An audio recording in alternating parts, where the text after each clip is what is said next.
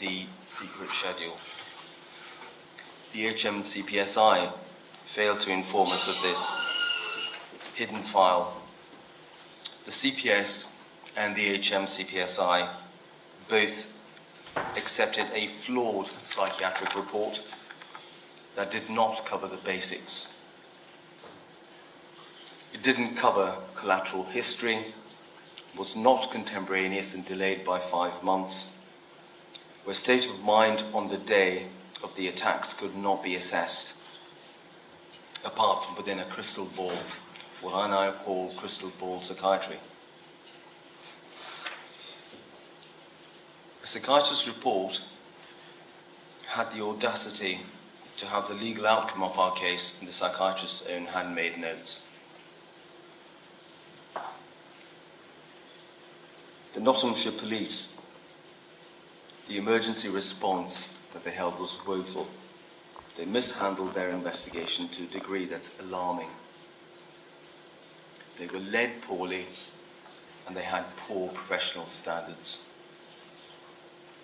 Positions of power don't come without responsibility that one can devoid.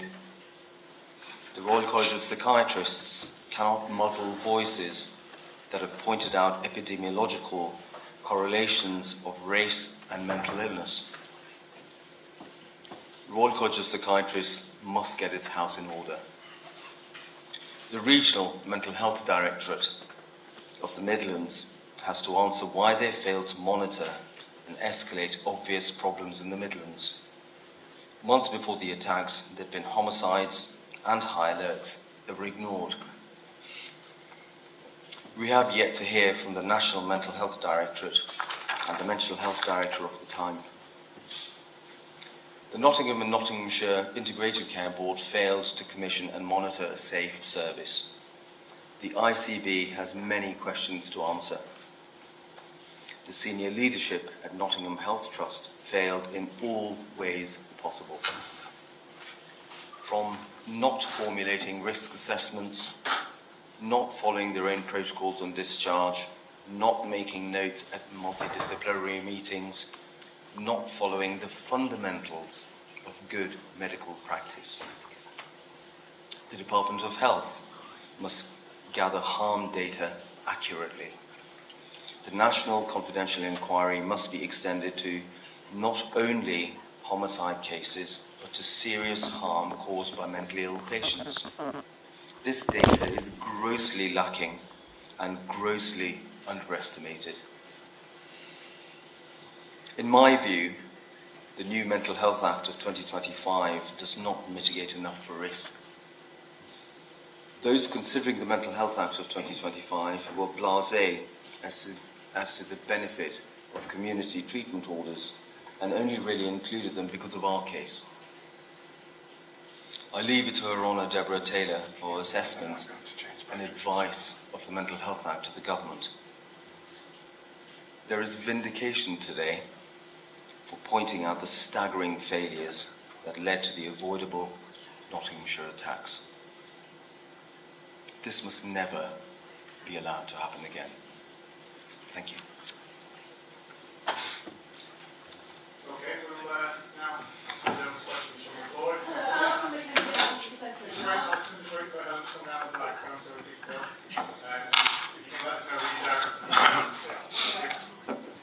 Emma Webber, Alison Mackenzie, ITV News Central.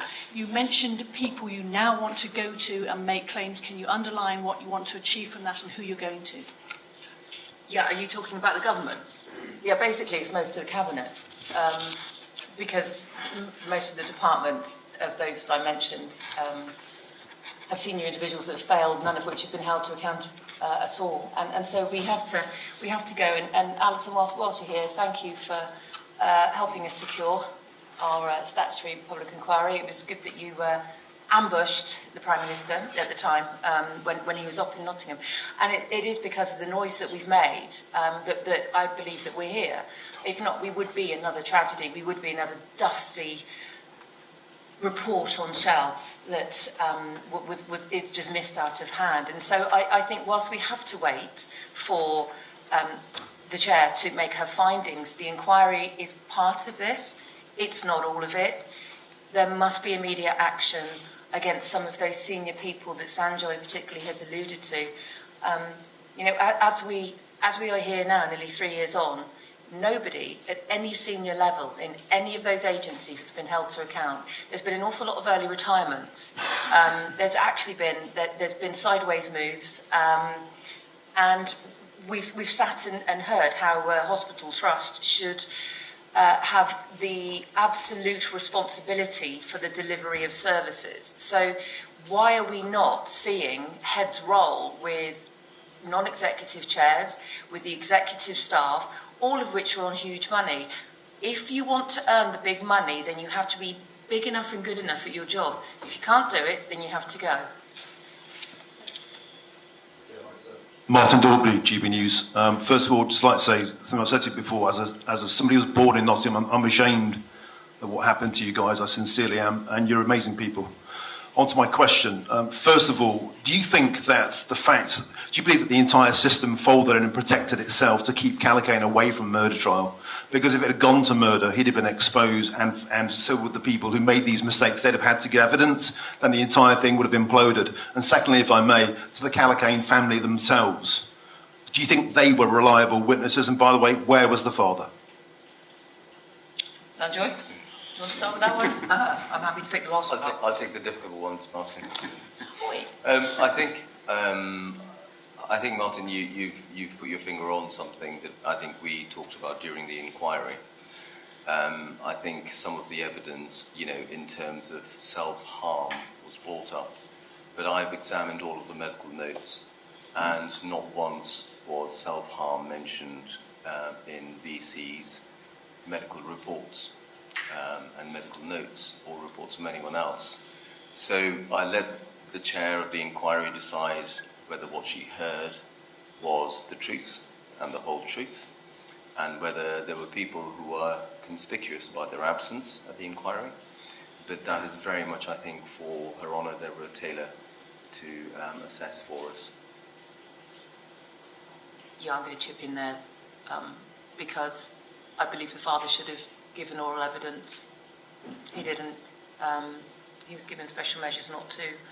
Sorry, Neil, but it is to us as parents to not hear from somebody who's the parent of the individual that murdered my son, who had direct calls from him the night before it happened, who was present when he arrived at their house a couple of times, driving from Nottingham in a clearly unwell state, and with mental health in his family as well. I believe that there are questions that it's not to vilify, it's actually just to seek the truth. So for me, that will always be a gap. Whether it's ever addressed or not, I don't know, but I'm prepared to say that because we did try really hard to ask for evidence from everyone we felt we really should be hearing from. And on your first point, Martin, 100%. I think we've all seen now what's been unearthed in this inquiry has proven that there was cover-ups from the minute the police got hold of him up to our court dates and the hearings with the CPS. I think all of us families were played like a fiddle. We're still looking for answers to why exactly. But it does feel very much so that things were covered up, it worked out in his favour, and it's us lot that have to pick up the pieces, which is not justice in any way, shape or form.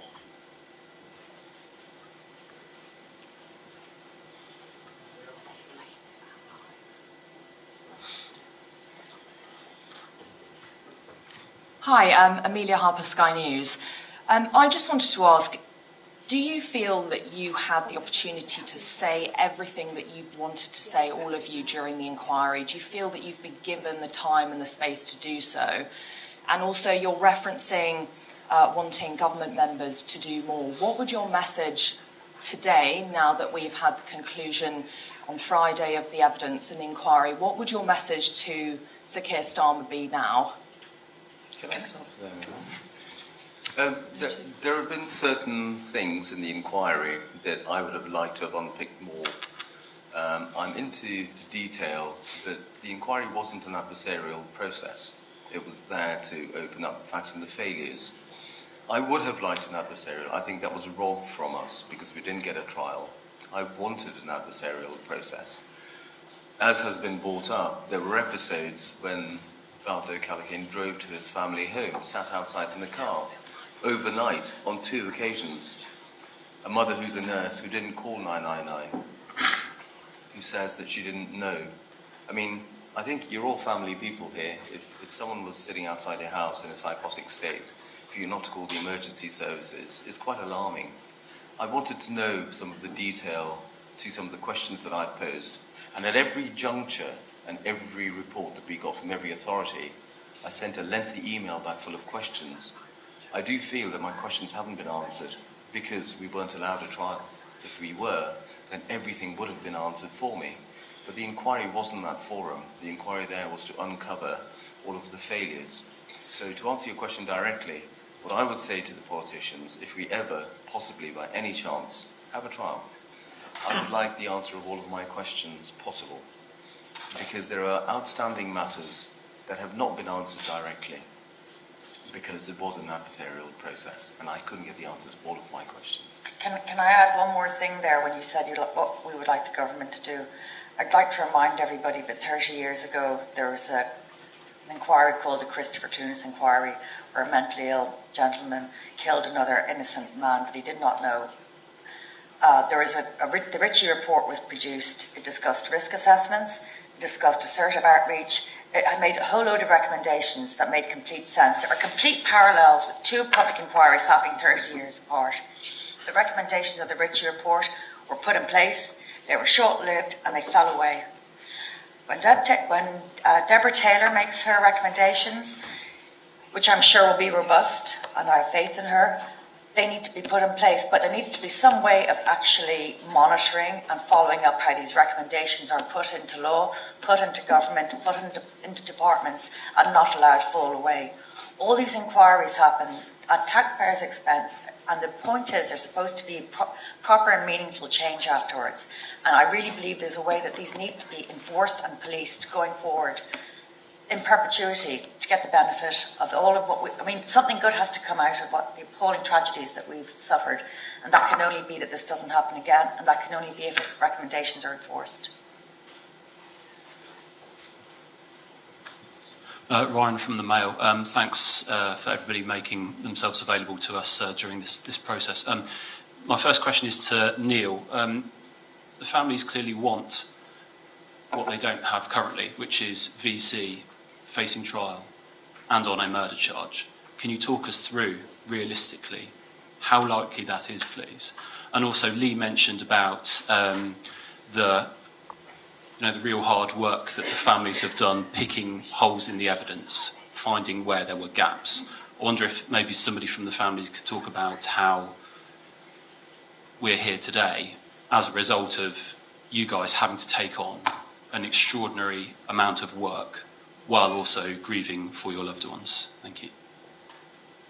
Yeah, I'll just address the second first. I know that's not addressed to me, but it does link into the first in a sense, because as a legal team, we've never known a group of families like this. The raw pain and grief of what's gone on over the last 3 years, but their ability to campaign at a level that we've never seen before, and to secure a statutory inquiry in the time that they did, in the face of a lot of pushback initially, was incredible. And you've heard Sandra today talk about not getting answers to everything. Well, I think that inquiry doesn't give you the answer to everything.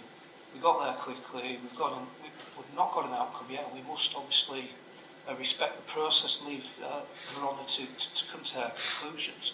But I think everybody saw enough from that inquiry to understand the failings before, during and after, across the institutions, between institutions, and really top down. So you've got people that draw big salaries that don't have the accountability at the same time. So that's a big area where the families are looking to campaign for change. But to go to your first question, at the minute there's no legal platform on which to look at VC's sentence. But these families have campaigned hard in many respects, and I don't put it past them to achieve a change in the law to allow that to happen, and that's part of the approach to government, to ministers, to Prime Minister, to the Health Secretary, to look at that, to look at the mental health legislation that's coming in that looks too patient-centric, at the compromise of public safety, to look at aspects of the regulators' performance and their fitness for purpose. So in essence, I don't put anything past this impressive group of families. I'm going to hold you to that. Can I just add something to that as well? But the thing that people see is what sits here now, which is all of us looking like we're sort of in control of everything and it's all brilliant and we're fighting and we're great campaigners, but the actual cold hard reality is this takes its toll on all of us. We are in our personal lives pretty much destroyed and we're fighting on to do what's right for our loved ones, and without sounding too glib, we're here to push on for the betterment of the country. As Sandra said at the beginning, this can't continue. We're seeing it happening more and more and more, and it's just got to stop. We've got to, there's elephants in the room that need addressing, and they need, we just need to get on with it. I know when we had a meeting early doors with Alex Chalk, and we were talking to him, and I remember him saying, and it probably goes back to what Neil's just said a second ago, alluded to, is just because it's the law doesn't mean it's right. And I think... And just because it's the law doesn't mean it hasn't got to change. Absolutely. So I forgot that second bit. That's quite important. Yeah, that's probably the important bit. But it just, we need to, as families, we will not stop. There's times when I know probably all of us have just felt we can't go on anymore. But I suppose the beauty of this, I call it the perfect storm. It's you've got very different people that can hold each other up when they need to hold each other up. And there's times when we're down and other people hold you up. I've had many conversations with Sandra when he's going, I've had enough. But then he comes back and I do the same, and we all do it. We have to get change. I can't get to my deathbed, which feels like it's coming closer and closer all the time, without change. I need to know for me personally, and I know it's the same for these guys, for our loved ones, we need to make this change now. And we can't wait. I'm absolutely sure the chair will do the right thing, and the report will be robust. But the report's not for nearly another year. And how many people now need to die? How many people need to be assaulted? What needs to happen is change now, and that's what we need to get to the government now to say, stop tinkering, stop mucking around, let's get on with it. So I think just on that point as well, I think the change should have happened a long time ago. It's been almost 3 years now, and it feels like all these institutions are just waiting to be told what to do. Like, they should be making these changes straight away. Every day you turn the news on and someone's been stabbed, someone's been attacked, something's happened, especially in Nottingham, like the crime in Nottingham, like it's just disgusting.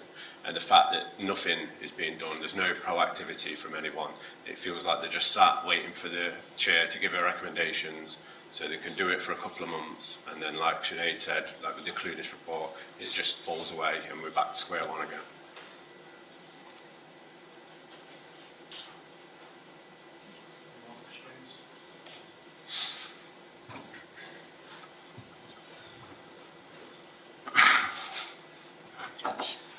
Joshua Hartley, Nottingham Post. I just want to ask, obviously being all the way through the inquiry, I wanted to ask about the excuses that you'd heard from individuals, if that makes sense. So I know that, from my memory, the police themselves must have said multiple times that they didn't have time to check systems, even if it was just a quick search. I just wondered what you made. I've seen some of your reactions throughout the inquiry, sometimes in just kind of shock and disbelief at what people have said. I just wondered what struck me the most of what you've kind of heard over the 14 or so weeks in terms of people, what people have said in terms of why they didn't do what they should have done. I think I think sometimes it's what they don't say is what's shocking, and it's the conduct, I believe, of some that has been really alarming. I believe that we've seen a lot of defensiveness, a huge amount of evasiveness, and actually quite a bit of arrogance and irritation at being there, and that was hard to swallow. And you know, whilst I know it's an inquiry, like Sanjoy says, it's not a trial. They take an oath to give the truth, and I wonder how absolute some of that truth is, because there's an awful lot of excuses, and once dug a little bit deeper and they're uncovered, then you know we have had some U-turns, haven't we, in what's been proven. And I think if you imagine doing your job, you know, we all do things and sometimes we fail, or we don't make the right decisions, but you know, 3 years down the line, you're going to have to put forward every email that you wrote, every piece of documentation you completed or didn't complete very well, WhatsApp messages and the like. It's that level of scrutiny is obviously unforeseen for most individuals, and it still shocks me how poor it's been. The excuses that we've heard, on the whole, aren't validated.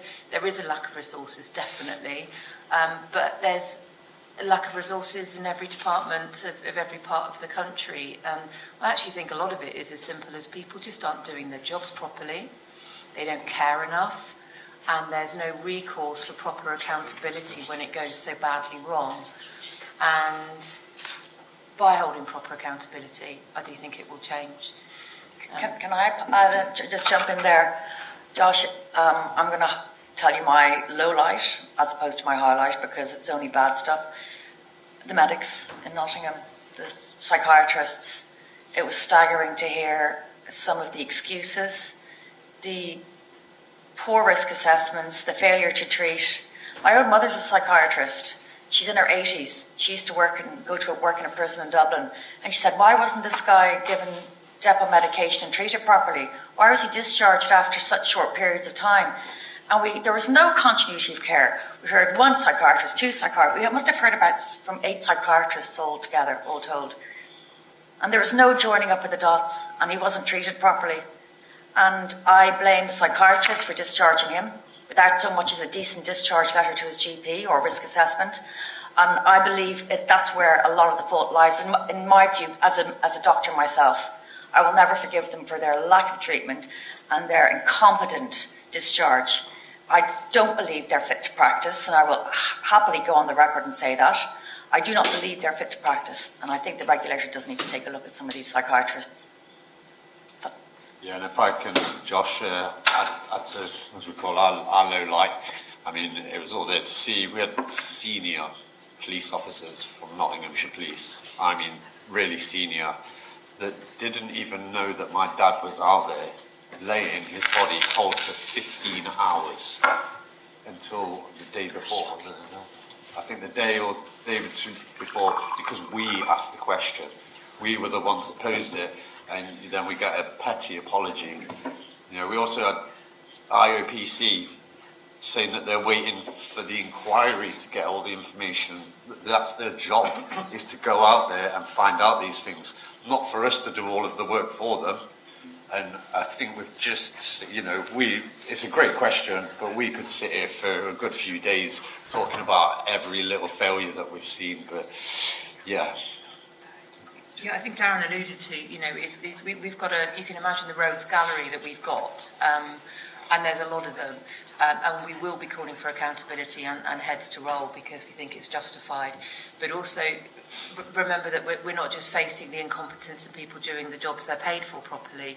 We've also had to face the most grievous and unforgivable level of misconduct in data breaches, police officers choosing to watch the body cam footage of Barnaby and Grace in their final moments being treated for no reason whatsoever, and that we were never made aware of that in sufficient detail until this inquiry.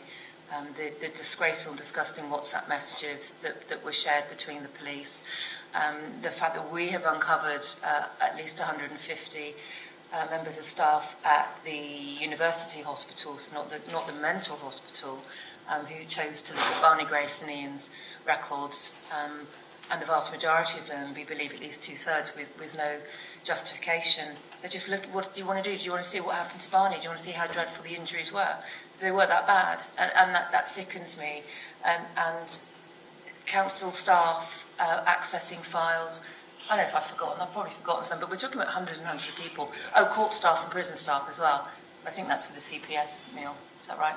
So I think it's the state of our public services in this country. It's conduct, and not everybody. It's so hard because it sounds like we hate all police and doctors. We don't. I feel so sorry for the vast majority that are good and decent people, but we just seem to have uncovered an awful lot of the worms. Nehal Gohil from The Guardian. Thank you so much for making the time today, and I'm really sorry for your loss. What are the main legislative changes that you're calling for, or even changes to guidance that you're calling for? So the inquiry heard about the absence of communication between different agencies, GDPR restrictions, the guidance on sectioning and so on. So yeah, I'd be keen to hear what you are specifically calling for. Can I? let me start by first saying that I think with GDPR and things like that, I think there's a lack of understanding, which, you know, a humble GP like me understands, that the public safety comes over everything else. And that should be known to every doctor, otherwise you're not fit to practice. If you hear that public safety is going to be compromised somewhere, you're under duty to breach records. So people use it more to bring a sense of opaqueness rather than transparency, rather than, bring clarity. And that's wrong. I think the Mental Health Act, and this is only my opinion, I'm not a lawyer, I think the new Mental Health Act has vast gaps in it, and I think that doesn't cover risk properly. That is way too, patient-leaning in terms of safety. But I leave that to eminent lawyers like Neil and like the chair of the inquiry to suggest to the government what will be something that will protect the public. Because it's become amply clear through this process the protection of the public really does take a higher priority to me than the individual person. Otherwise, these things will keep happening. And there are several other things in law. You know, the fact that doctors don't seem to know the codes of practice with how they practice. You know, the fact that there are guidances out there that are not being used. There is no excuse for that. You know, we all have continuous professional development. And to not know the codes of practice of even discharge of your own hospital, for example, is utterly despicable. To not know codes of practice where the police had their codes of practice in terms of information sharing, it's already been laid down. To not know those is unbelievable and a complete failure. Yeah. If you think about what happened with Callaghan, he was discharged in September 2022. The responsible clinician was one of those giving evidence, and he was discharged for non-engagement and non-attendance at meetings. You know, they didn't do a risk assessment.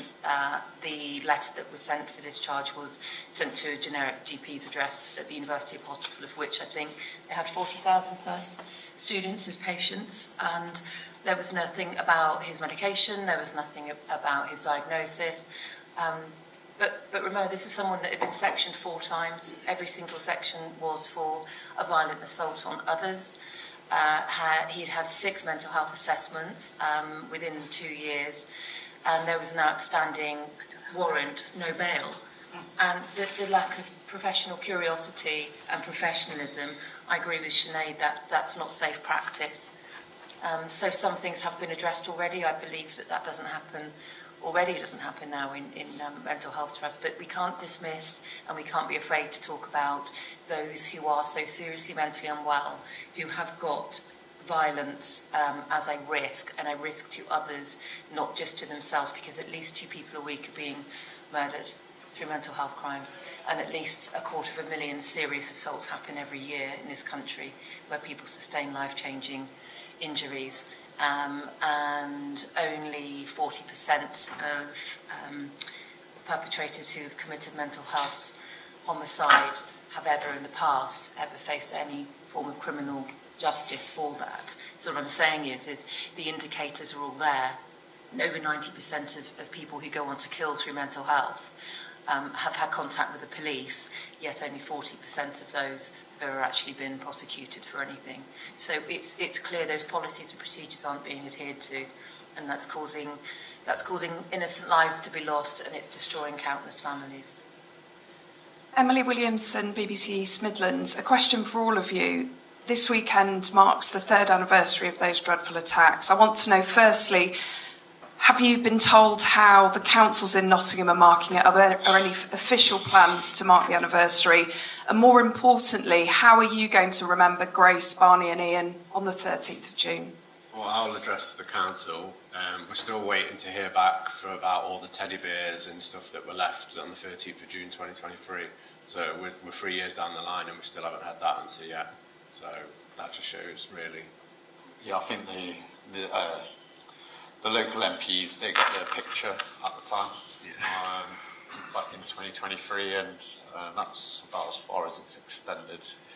Everything with regards to the anniversaries, last year we did the walk that was organised by the families, and I know Sinead and Sanjoy have organised something for this Saturday as well.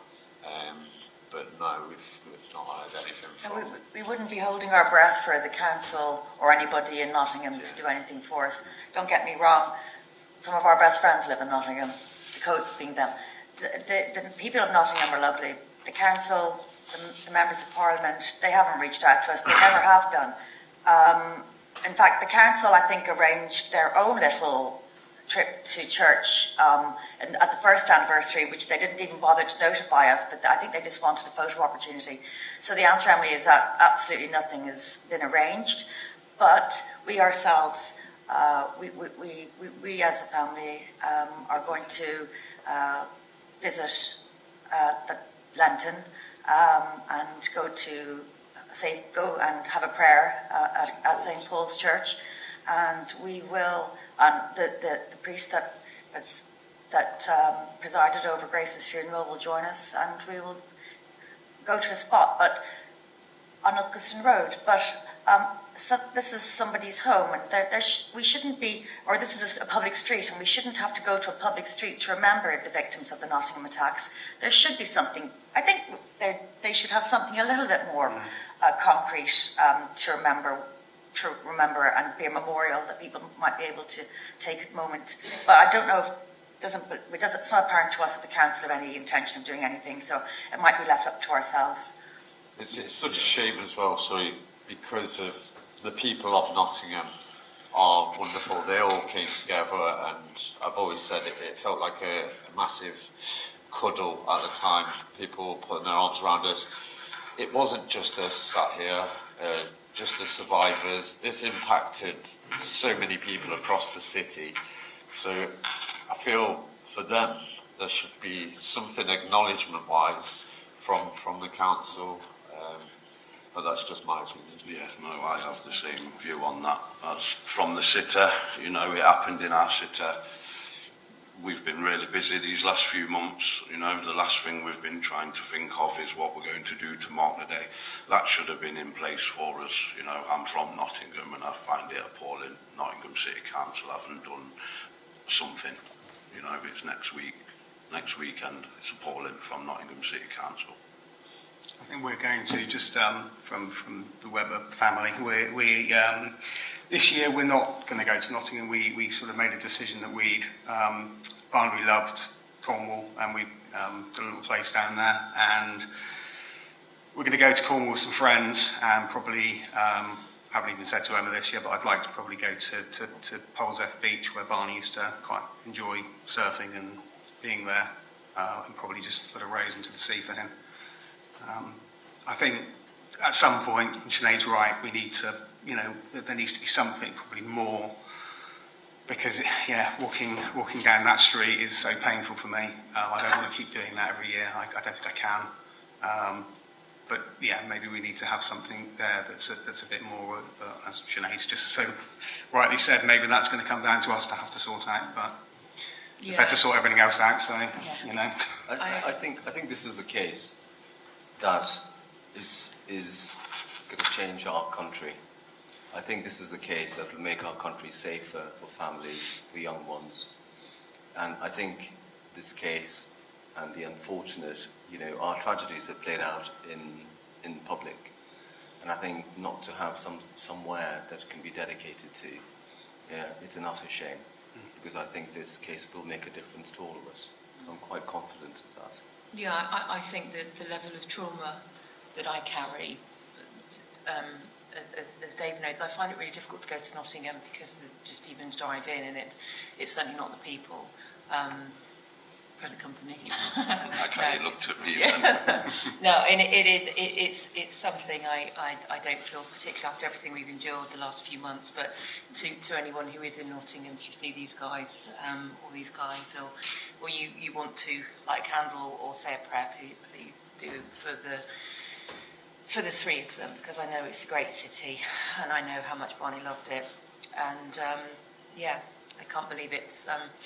3 years, it sounds a long time probably to normal people, but to us it feels like it was yesterday. But thank you. Luke Shanahan, LBC, thank you for having us here today. And as another Nottingham Born reporter, I'd add my apologies that there's not more for you to come back to in the city. I just wanted to ask all of you, do you think this was bad luck, that all these awful failings lined up in the worst possible way for Nottingham and for your families? Or do you think it's just luck that's keeping us from losing our lives or our loved ones to something very similar in the future, tomorrow, next week?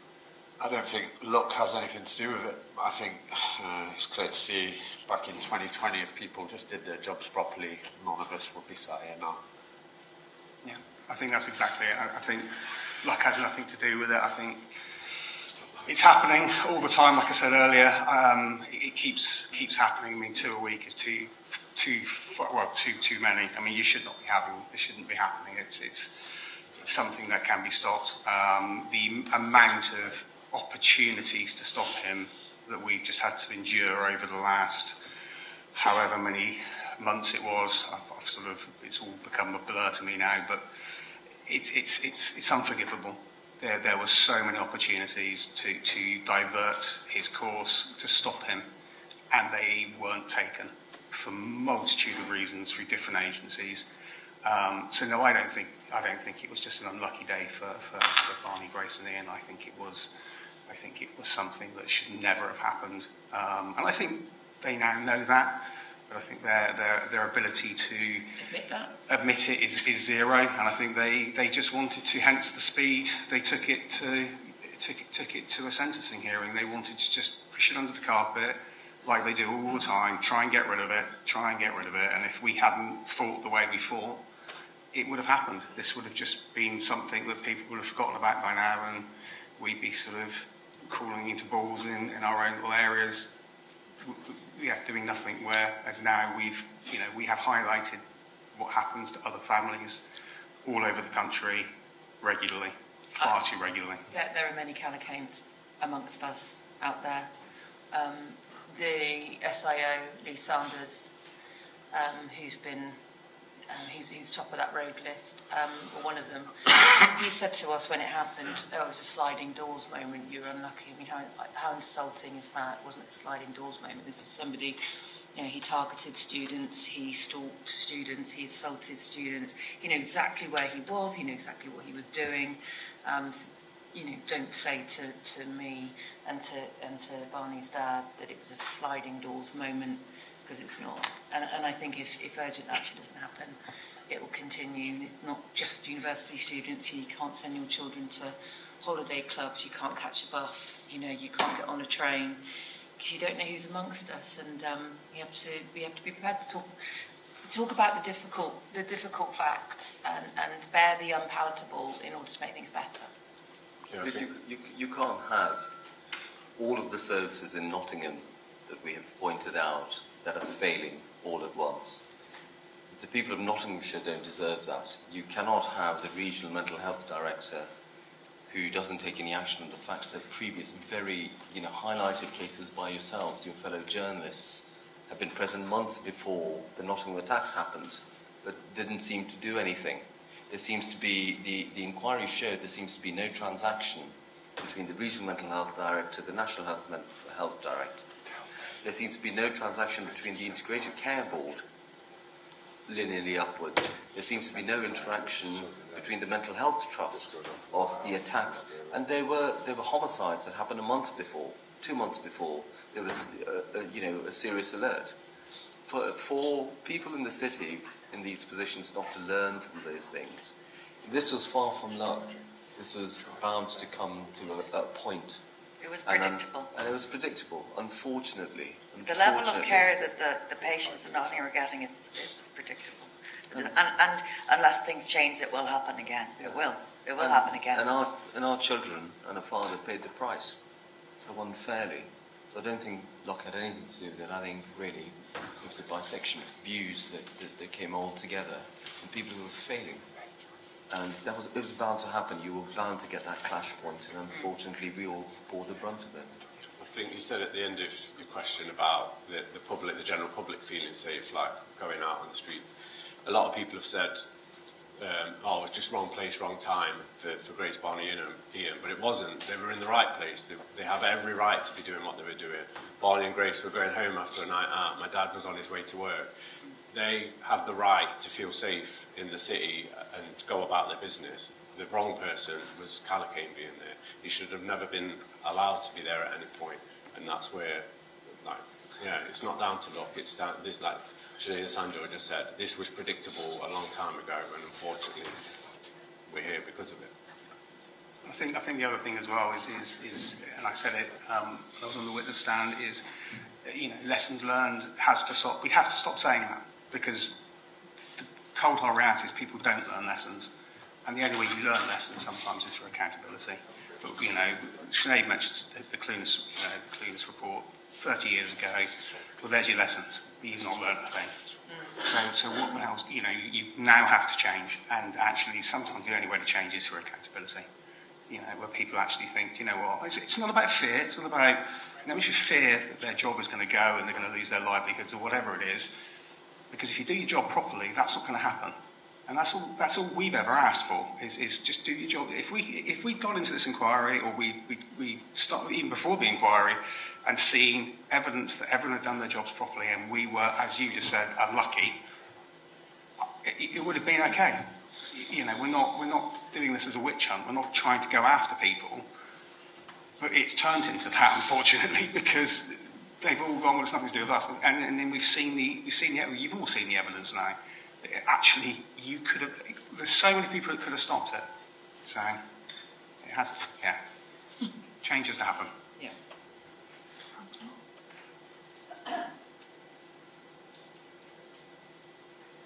Thank you. Fiona Hamilton at The Times. I had two questions, if possible. The first one is about that issue of accountability. And obviously, with the relation to the data breaches, people have been sacked and there's investigations.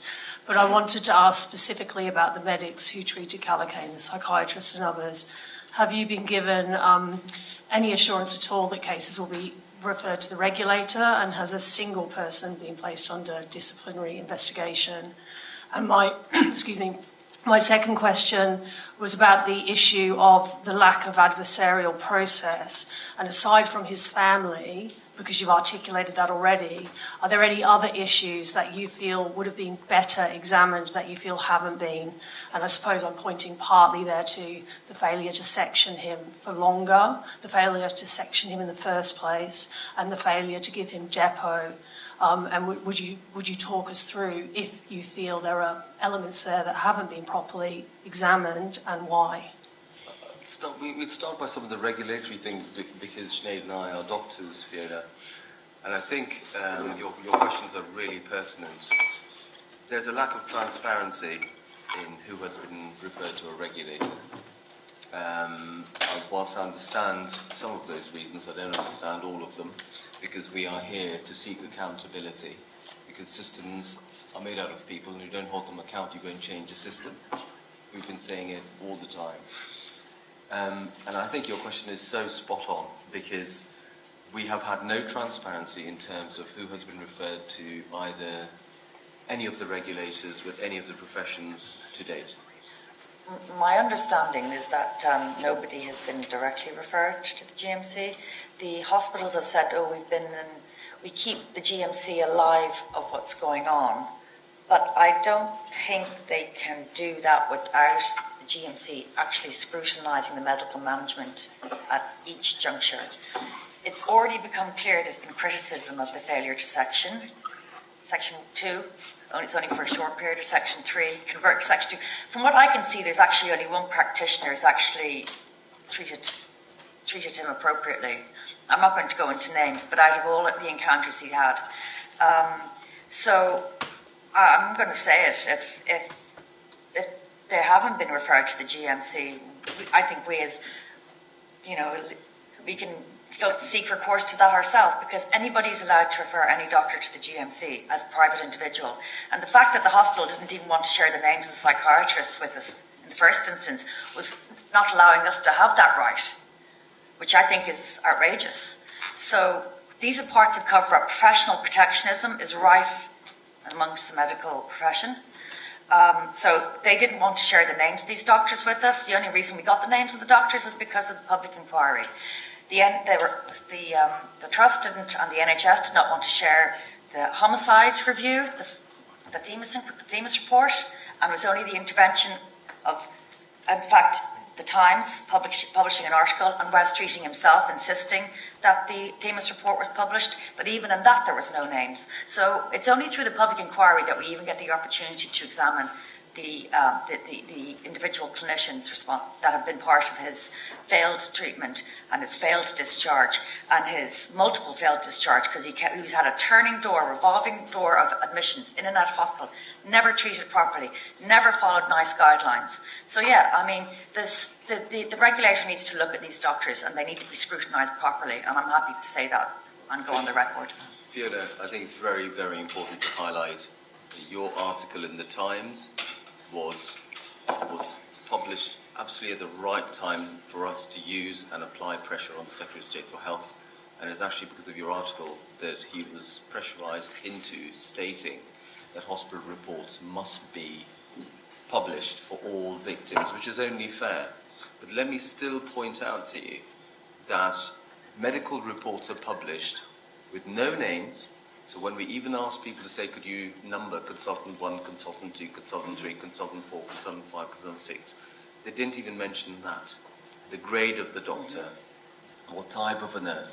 You cannot just fob off a family of victims with a report that doesn't give you even, the detail as to, we were asking questions right at the very last minute.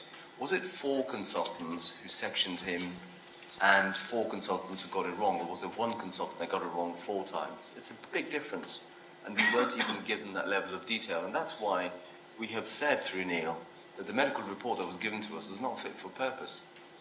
And because it's got way too many holes, yes, it's got recommendations, but way too many holes, and no victim should be treated like that. If there are reports there, some people get redacted reports where you can't even read a single word. And that's the contempt with which families of victims are treated. All reports, we must be transparent in the society, all reports should be given to victims' families. That's what they deserve when they've had a loss like ours. That's what all families in our country deserve. And it is completely wrong. It's treating them with spite, where the hospital give them reports that are completely redacted in the thin veil of GDPR, which is utter nonsense. Yeah. Remember, sorry, just very quickly, we just had 11 members of staff sacked and 14 facing final warnings with regards to the data breaches of looking at our loved ones' records. And I've made it extremely clear that there will be further action being considered from us with regards to both the hospital and those individuals. And I say the same with regards to the court staff, the police and the prison service, and anyone who didn't do their jobs properly. I think the fact that NHS on the whole do no-fault investigations and reviews speaks volumes as to why it's in the state that it's in. And it isn't being vindictive. It's getting accountability, and we will pursue that. But a large part of the problem we've had is that as victims, when you're thrown into this horror show, you have no rights really. You have no advocacy really.